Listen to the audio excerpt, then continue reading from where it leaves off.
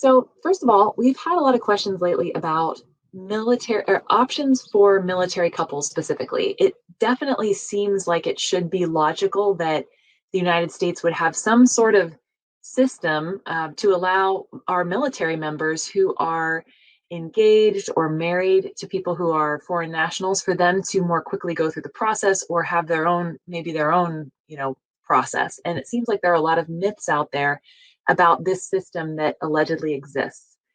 There are some advantages and some special programs for military spouses in some very select scenarios, but unfortunately, there's no general program that's just if you're a military spouse or fiance, get in line over here. So, depending on your specific situation, if you are the spouse of a military member or engaged to someone who's in the U.S. military, we might approach your case differently just depending on where they're physically living, where you're physically living.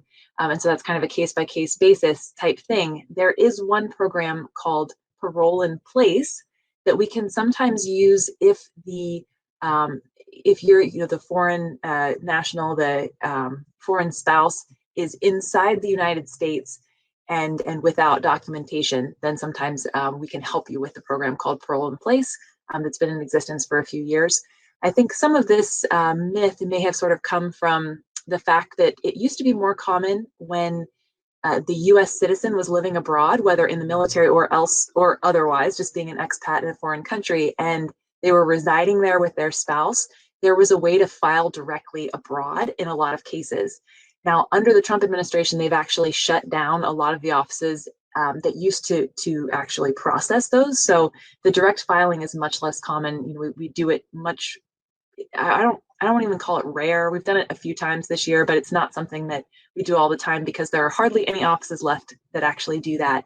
And it wasn't military only, but military members abroad would frequently file in that method back in the old days of immigration. So hopefully that clarifies some of the questions we've been getting about that. Certainly, if you have a specific scenario, we're happy to help you figure out what the best strategy is in your particular case, whether that's using the military parole in place or some other method under the immigration laws.